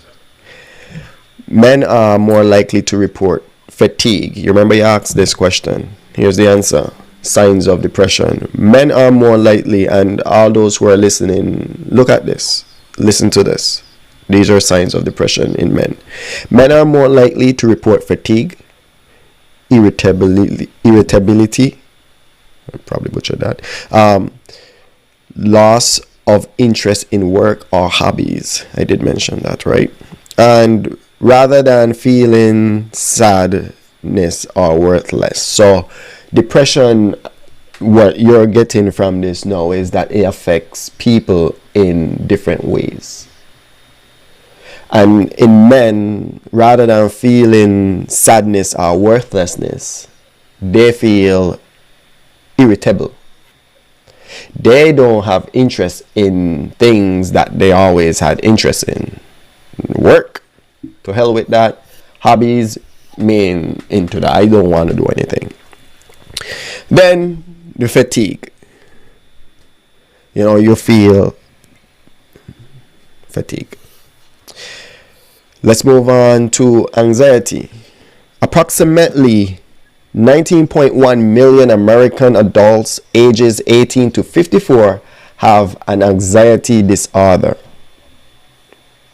3,020,000 men have a panic disorder, right? Or agoraphobia. I do not know what that is, or any other phobia. And I would look that up later, right? These are numbers, because we need to give the numbers and show how men are being affected. They will call this maybe the boring part for some, but we're getting through it, right? Psychosis and schizophrenia. Approximately 3.5 million people in the US are diagnosed with schizophrenia. It is one of the leading causes of disability. I didn't even know that. 90% of people who are diagnosed with schizophrenia by age 30, 90% are men. 90% are men. Wow. Curtis Clark said people process loss and grief in unique ways. That's why we should be slow to judge other people's reaction to such a crisis. That is true. Totally agree. That is something that we shall keep in our minds and hope others do. Eating disorders, right? Male account for an estimate 10% of patients who are anorexia or bulimia, right? That means, you know, they see themselves as always too fat or whatever. An estimated 35% of those with binge eating disorder, men with eating disorder, are less likely to seek professional help than women. So men are less likely to seek professional help than women when it comes to sleeping disorder. Right? Eating disorder. Eating disorder. Thank you. You want to roll into the suicide facts right now? Fast facts. Suicide. The high suicide rate in the US are found in Caucasian men over the age of 85. Don't know why. 85-year-old men over 85. That you reach so far. Don't laugh. You reach so far. This is what this is the stats. The statistics. No, I understand this. I don't agree with the individual's actions. How hard can life be at 85? 85. We don't know. We're not there yet. See, this is the problem, Reese. This is the problem right here. You and I are not. But I make it to 85 and so happy. I don't know. But it is not a joking matter. Male suicides have been on the rise since 2000. Suicides is the 7th leading cause of death among males. 7. 1, 2, 3, 4, 5, 6, 7. You understand? When you hear about cancer and them thing there, suicide is in the ranks. Right? Accounting for 2.2% of all males' death back in 2011. I don't know what the stats look like right now. Maybe could find them. Right? gender disparity. More than 4 times as many men as women die by suicide in the US in 2010. 4 times the amount. So we taking our lives a lot faster. We have all this. Men carry a lot of burden, as we mentioned. That's a fact. We carry a lot of burden. We carry the whole old school mentality as a man need to provide, and it is still well, because a lot of women out there feel if a man can't give them money, the man can't do nothing for them. A man can't be a man unless they could satisfy their bank books. And it's not only women. I can't put the blame on women. There's more things, right? The system and the way how it works. You know, we're gonna have to talk about the incarceration rate of depression, because we all know they got more man in prison than woman, Well, we can get to that, right? Yeah. Oh wait, a total of 38,364 Americans died by suicides, and over 3/4, 79% of these were men. You understand? We need to keep this in perspective, because this show, we are trying to tell people we need to start listening to the males now. Unfortunately, the world does not owe anyone understanding. As a man, even worse. Facts. 100. We need to start listening to men. We need to call our brethren them. Yo, what going on? Long time me in chat. Me and David, you want man link up? What going on with you? And then when you do see the man, you say bye. What going on? Tell me about work. Ain't all the time we should approach somebody and ask them how they're doing, because they won't necessarily be open. Listen to their story. Listen to what they're saying. How's life? How's family? You know what I'm saying? How's work? These questions, hear what they say. You know, yeah. How's the boss? How you and your boss getting along? These kind of questions. You see how they're willing to answer. See if they're willing and listen. You know, see if any frustration come out. Cause the other day I was frustrated with work, and everybody I talked to, I was telling them, yo, you know, this is frustrating me with work. You know what I mean? If it's one thing I don't do is talk about how I feel. So, this might be an approach for us in dealing with our brethren. Not necessarily by how you, because the automatic response is, by me good, you know? You see what I'm saying? The day when you ask someone, yo, what's up with you? And they tell you, bye, things rough, bye, I'm having a rough day. Do you even know what the response should be? Are you even expecting that? That will catch most people off guard. In some cases, people don't even ask you how you are doing because they actually want to know how you are doing. It is almost like saying hi. It's like just saying hi. So instead of saying hi, Reese, I say, what's up? You know? And you will say, nothing. You say, alright, cool. And you might say, what's up with you? Me say, nothing. And that's it. The dairy say, bye, things rough. You know? Catch your man off guard. You know, you gotta learn how to deal with that. But hold on, Curtis said, it is the general understanding that men are less likely to seek professional help. However, I've observed that in Nevis, there seems to be a slight shift in men seeking professional help. Kudos to those men that are seeking professional help. Yeah, cheers to them. Enough respect to them. But you know, truth be told, I don't think that if I was still in Nevis, I'd seek professional help. Huh? Because I don't think if I was still in Nevis, I would have sought professional help. And I think just like what Chef would have said, where everybody knows everybody, your story come up, blah blah blah. You know, you have a tendency on that now and then. But for those individuals that are willing to seek professional help, I totally think I have to that. You know what I mean? That's a step in the right direction. You know, and it's a major step as well to actually start opening up. You know, definitely. That's a big step. No, Definitely. one thing you spoke about was suicide, right? Wait. Let's read Tyrant's comment. When Oh, people sorry. ask that, you have to decipher of their legitimate I'm disabled. concerns. Yeah. Generally, conversations are being noisy. Cool. Suicide. Speak up. You spoke about suicide.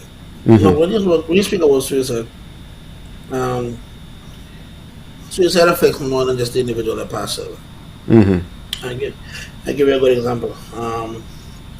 Once I was in primary school, and maybe I was in high school. We had a situation in news where, unfortunately, a young school child would have taken their life with a climb on the towers that Mm-hmm. Scantel had came over the side and jumped. Mm-hmm. Now, we know that the individual passed away, but that family still has a burden to bear. Right? The brothers, the sisters, the mother, the father, the cousins, the auntie, the uncle, that's still have a burden to bear. Mm-hmm. Now, some of those members of that family would have been school age. Mm-hmm. Do you think that that family would have has ever gotten any therapy? Because I think that in a situation like that, especially here, now we live in the States, that's a immediate therapy. Yeah. Everybody got therapy for the next 6 years. Yeah, me, But that is something that, I and don't know. if they haven't gotten therapy, that is something that is still that they're carrying around with them that they may have never spoken about, More than likely. More than right? likely. Yeah. And Suicide is rough, I've never experienced it, but I could only imagine death is already a hard thing to deal with. The fact that this person chose to take their own life is probably, you are always probably thinking, could you have done anything to what prevent could I that? have done? What could I have Why didn't done? this person? Why didn't this person talk to me? Why didn't this? Why didn't that? You start to go through. You start to think back on everything. A conversation may have a phrase may have been used. And something as simple as, "But I just feel like giving up." Yeah. And you might just say, "But no matter what, man, let's push forward." But you ain't realize how deep that person is to actually come out and say, "But I feel like giving up." Yeah. And I mean, that person may have already been at the end of their road when they make that statement. But you ain't realize because we haven't been taught, even going to school, of how to deal with certain situations like that. We have a tendency here whereby suicide is for lack of a better term, suicide is a white man thing. You know what I mean? And that is true again. The homicides, right? Chef just said, even outside of suicide, with homicides and neighbors, a lot of young men leave behind children who have to process anger and confusion as part of their grief, and that is very true. True. That is very, very true. True. And these children again, their lives are going to be shaken forever. Their lives are going to be shaken forever. The individuals who would have been present when the incident happened, their lives shaken forever. You know what I mean? It's so much, and these put people into whirlwinds, and this they can't handle it. Some people just can't handle it. It's sad, but that's what it is. How do you explain to a child, hey, you're 3 years old, you're never gonna say that again?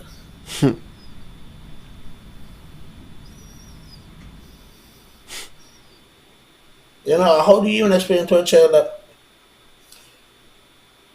the child may only have her this child is now 11, and the only picture that this child ever see with his father is the day he was born. The father take a picture, and 2 days after, the father unfortunately got killed. So now this child growing up with all these questions.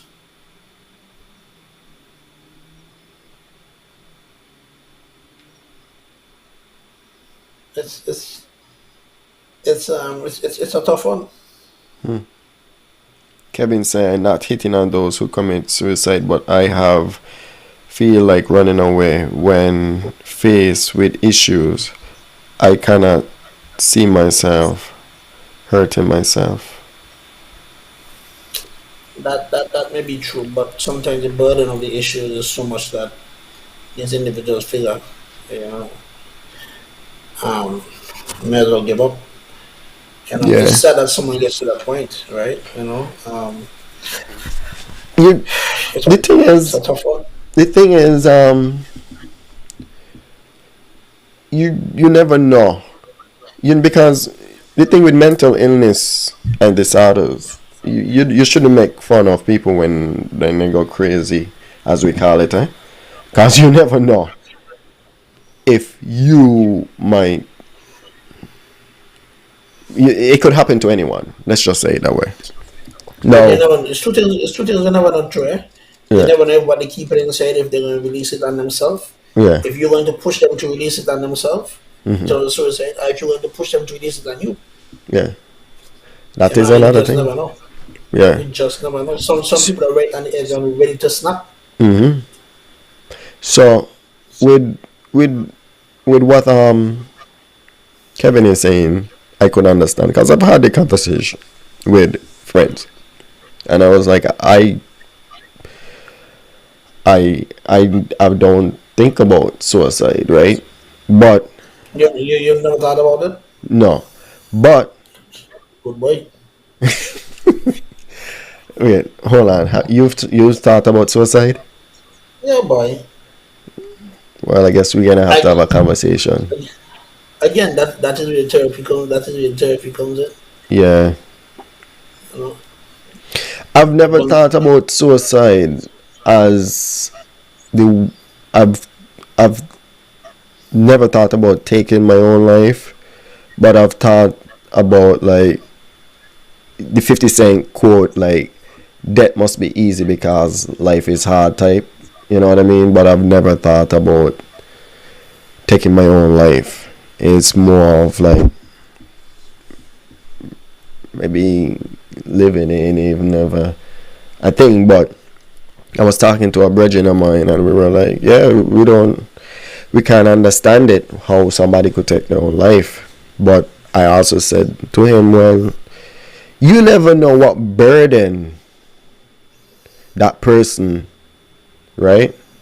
That what burden that person is experiencing, was experiencing, and you don't know what burden it would take to trigger yourself to that. You see what I'm saying?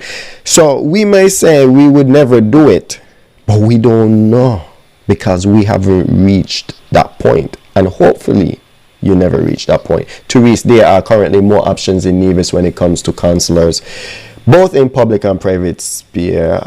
I do accept that a threat of confidentiality, perceived or real, is a concerning issue. So we don't know and because that's good that there are more options.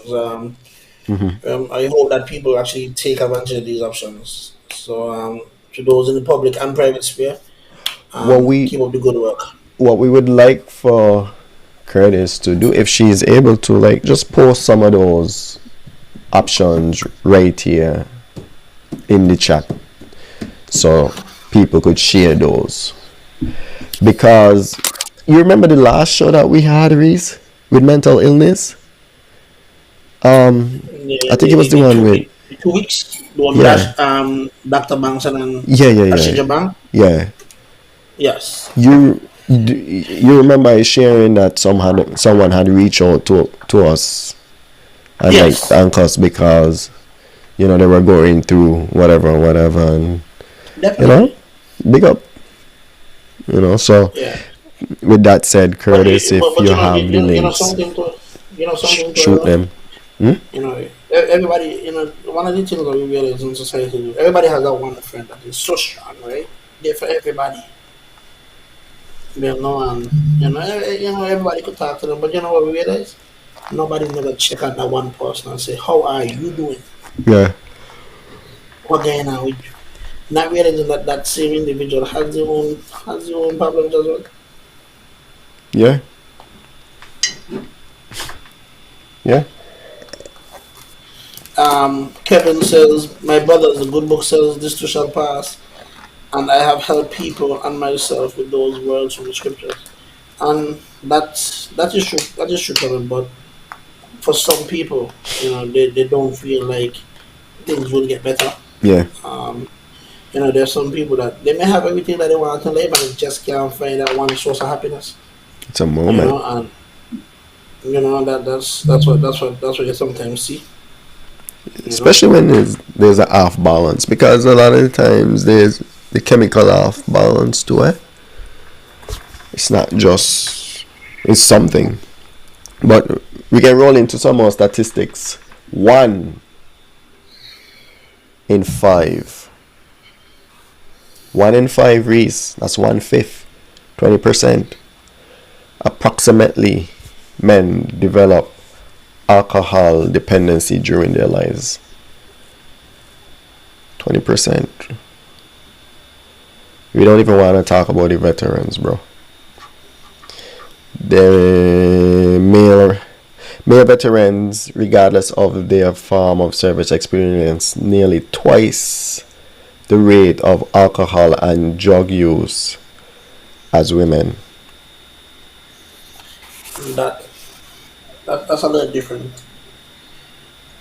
One of the reasons why that's different is because part of them being in the service, they have this they have so many opportunities when they go to different bars and stuff like that to drink so much that they then becomes a regular part of their life. That even though they are out the service, that is not a regular part of their life. Mm-hmm. And I mean, I got a cousin of mine that was in the Marines, and I watched this man drink 24 beer a day in front of me. I like, you drink 23, I drink one. You what? Drink 23 beer. Just comfortable sitting on a bank 23 beer. And I drink one out of a case of 24. And he drink one Corona. He drank 23 beer, and in between that, he taking shots at Jack Daniel. And he said, "But this is a regular night for us in the Marines."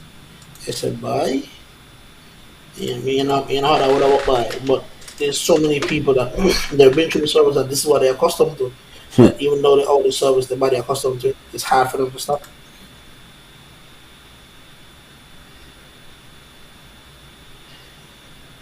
Also, truth is, men. So some men do a lot more than society is more nurturing to women than they are to men. I mean, a woman found a hard time. The community society is more willing to come forward than a sister. A man found a hard time and say, "Boy, just have yourself go find a work, figure it out." Mm-hmm. And you don't realize that sometimes that those statements aren't what that individual needs to hear at that time. And you push that individual down that slippery slope that they just can't recover from.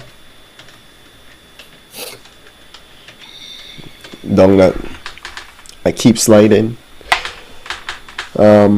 Francisco says, because men have a lot to deal with and they are supposed to just deal with it and be men. What does it mean? Now, are we going to change what it means to just be men? That will never change. It can. In some, at least in your home, I'm pretty sure you're changing it when it comes to your son. You show your son a lot more affection than maybe, I don't know. You think you show your son equally more affection than you may have gotten than your father had given you? Yeah. Yeah. Again, remember we were different, Yeah. Back in the day, your affection and emotion wasn't a real thing.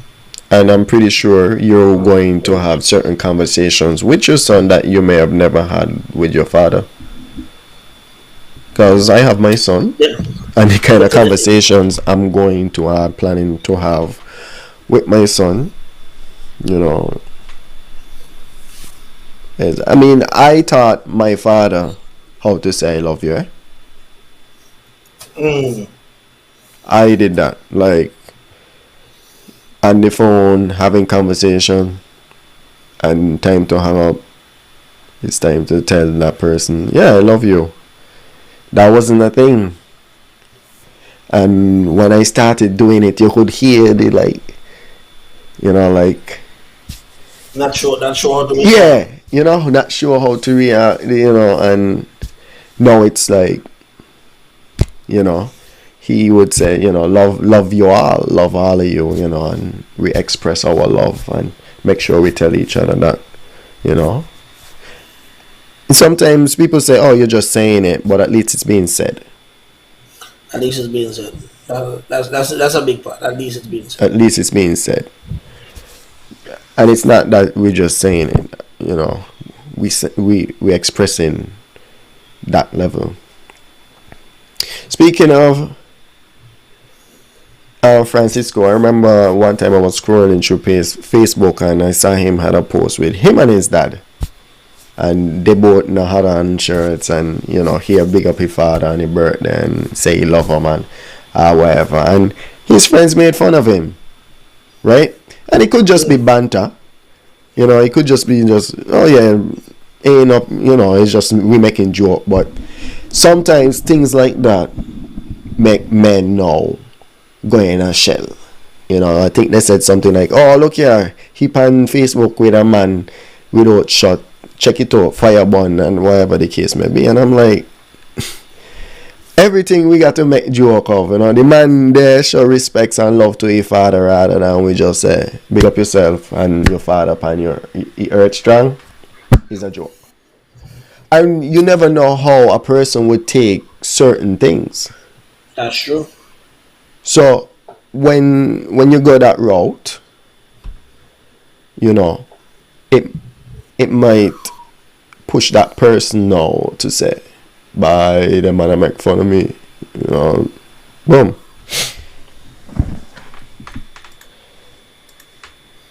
Never know. And a lot of the times we don't care to know. That's so true as well. You know what I'm saying? That's so true as well. We don't care to know. So, seeking help, right? Men are less likely than women to seek help for depression, substance abuse, and stressful life events due to reluctance to talk, social norms. We've talked about the social norms, and downplaying symptoms. So, and here we have it. Curtis has. Reese, can you pin that? Definitely. Thank you, Curtis.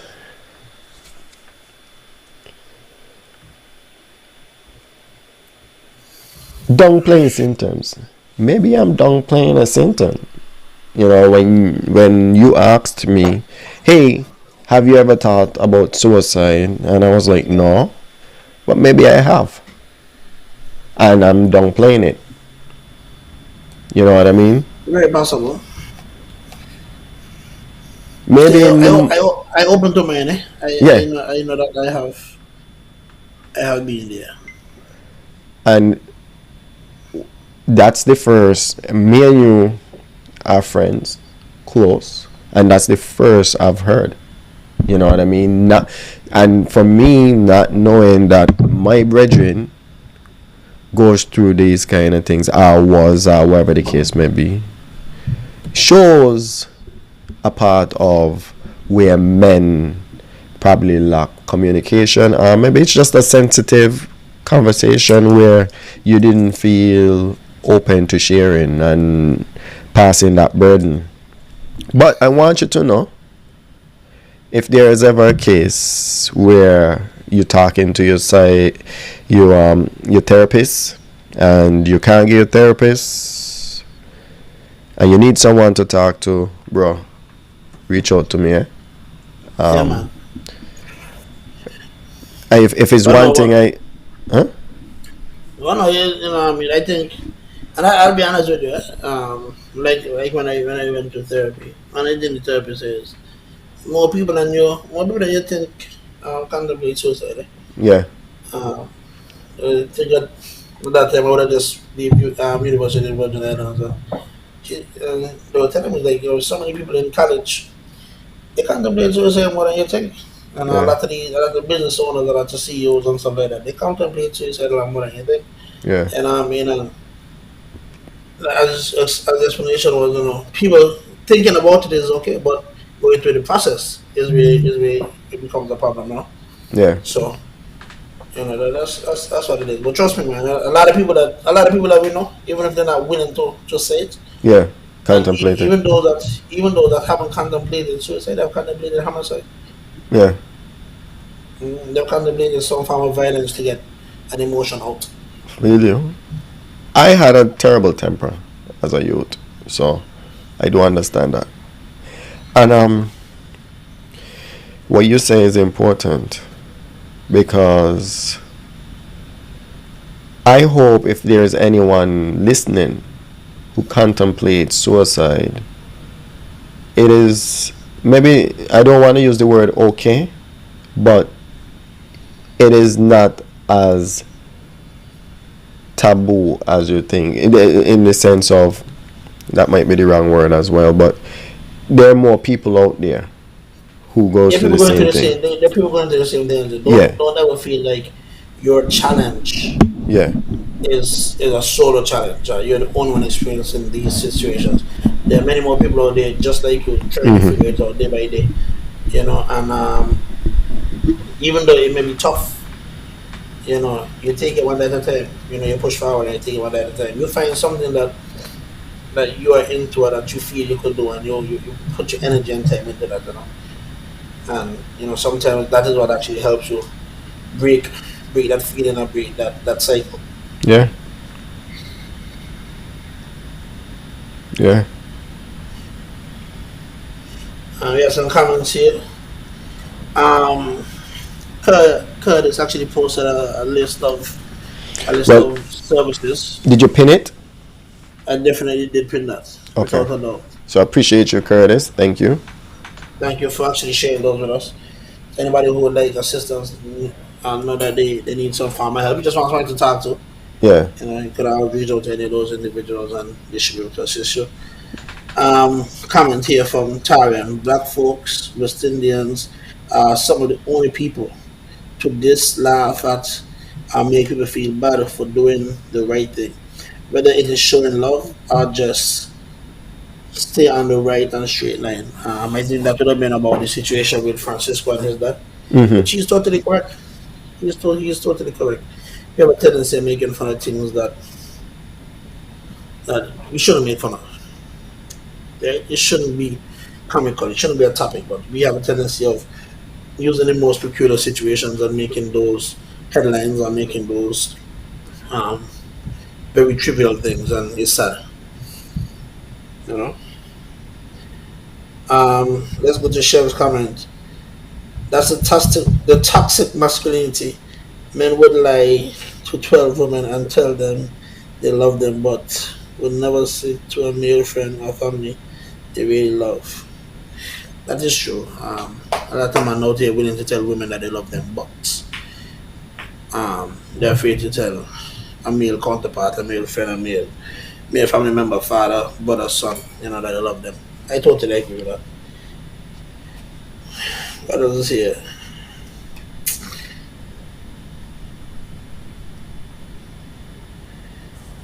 Retiring say using the word toxic is toxic. I think toxic masculinity, toxic masculinity actually exists.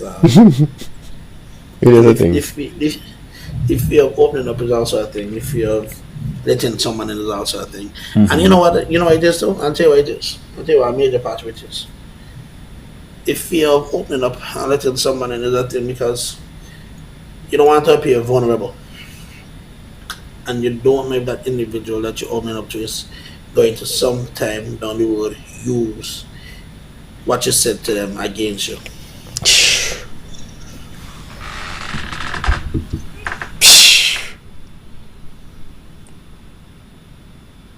That's a thing, man. And because you don't know, you keep it inside you. That's a thing. That's a big thing.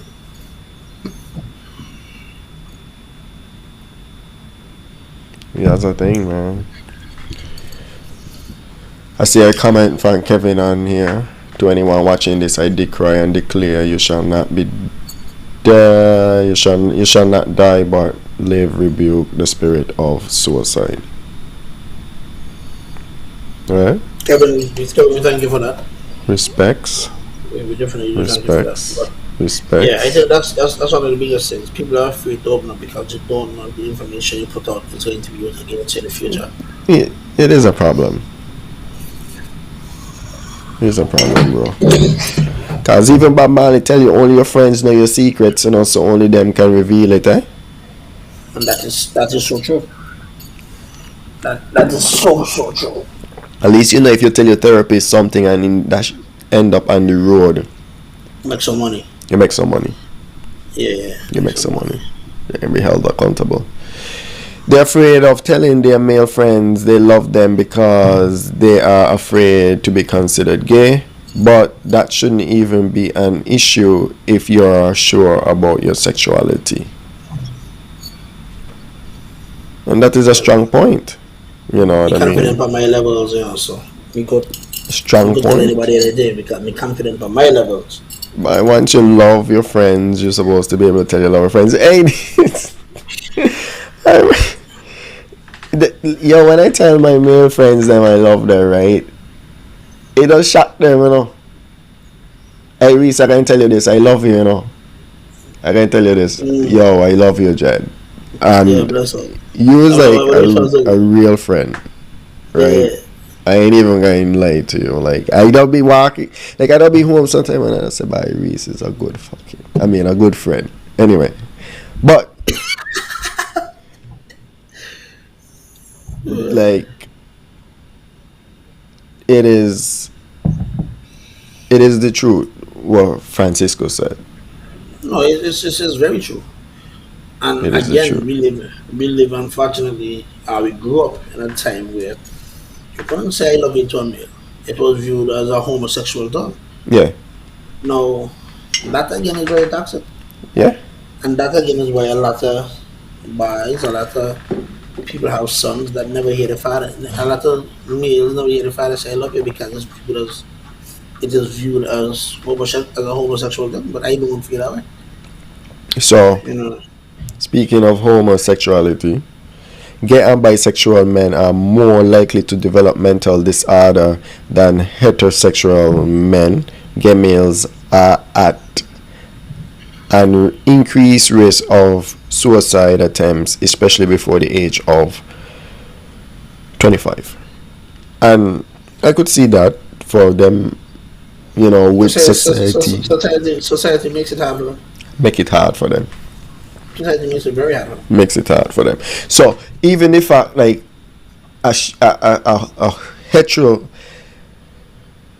heterosexual man, like a straight man, have such a hard time expressing to his friends, yo, I love you, and there's brotherly love, ain't our love is not the same. Men, our love out there is not the same. So if you tell your brothers and you partner them, yo, I love you, that's real. You see what I'm saying? It's not the same love where you can tell your wife or your girlfriend. It ain't the same kind of love. You know what I mean? It's different. But it's coming from the same heart and mind. But even with that, you could see a man ain't want to do that because he don't want to be perceived as gay.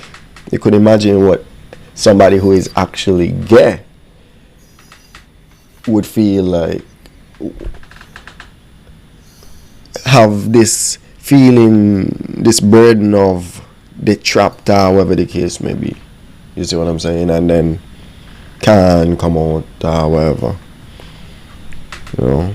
So society is moving in a different direction, and hopefully one day we could start understanding that people are different and people have their life to live. So the science of male mental health: low levels of testosterone, thing that give you muscle, are correlated with depression, stress, and mood swings, especially among older male.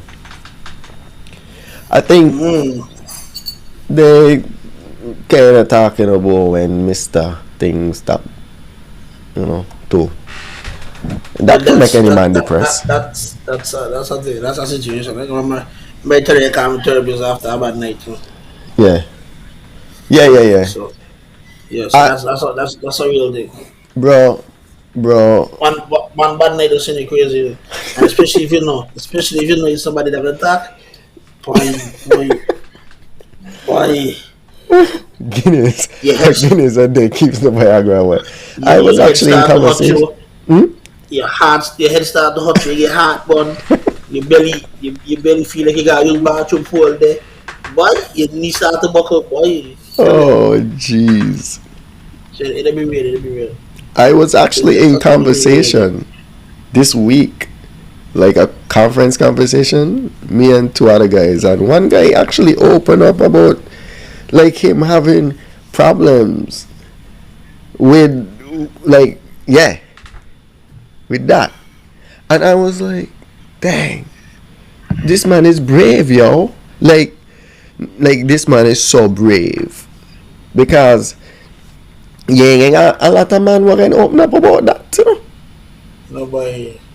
No matter what you hear, you talk and you talk. Yeah. My man looked to that boy. A lot of men open up about that, G. And this man was like, right now he's seeing a doctor about that, and I'm like, yo, just so voluntarily told us, and I'm like, he's a Caucasian, eh? And I'm like, look at this. This man is just open, and that is the kind of conversations men are supposed to feel open to having by Reese, by you ever had a problem by right now the thing now walk jam, you know again. You ever had a problem before? And Reese might say by man, you know. But this is what I do. You might could try that and whatever. Stay away from Viagra, whatever the case may be. Last thing, but no, everything is a joke. What? Why the thing now? What?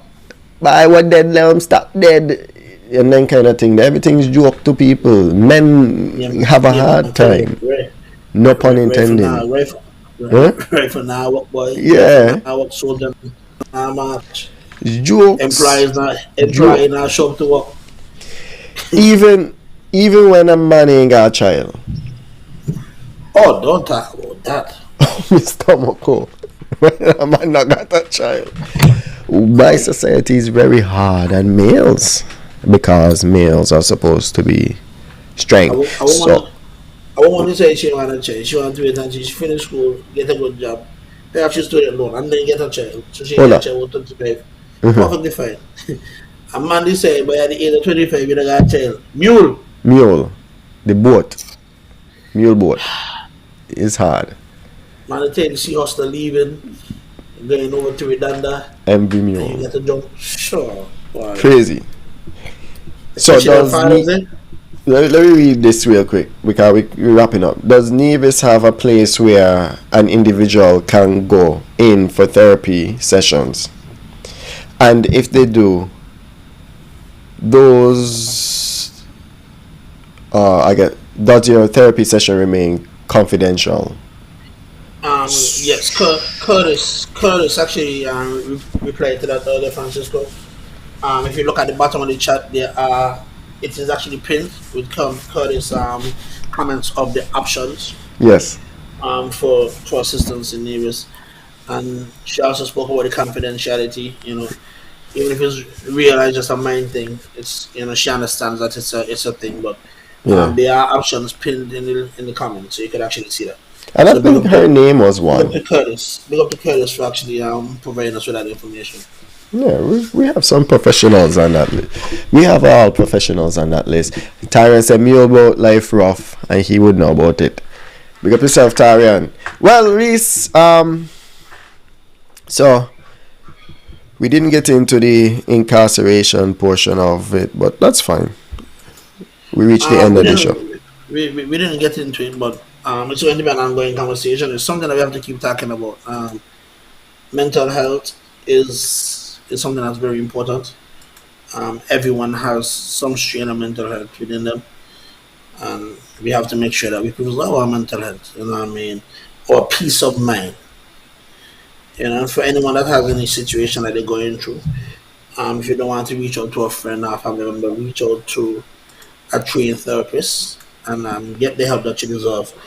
It's better to get the help that you deserve and stick around and face your problems than to call it quits early and put everybody in a tailspin because you chose not to speak to someone. So I always use a network and reach out to the individuals around you first before you try to go that route. Sound advice? And we can end it there. And to all those that contributed tonight, big up yourself and all that tuned in and change and you know, share the vibes. Because Reese and I spoke about some intimate stories, you know, and different things that affect us personally. And even the comment section and stuff. Somebody might hear something and it might help them. So share the vibes. You know, you might save a life. Don't want to left out anyone, but big up Aaron, Tarian. Big up Brennan. He shared the life. Big up Kevin. Big up Curtis. Francisco. Actually Definitely. sharing that information. Big up Curtis. You know, Curtis herself is in the field, so she is a source. Big up Chev.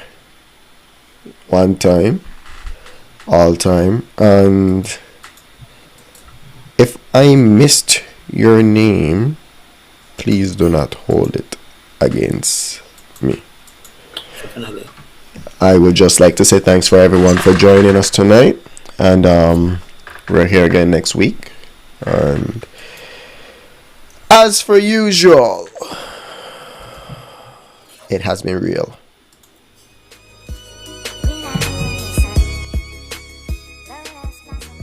Real talk, real talk, real talk.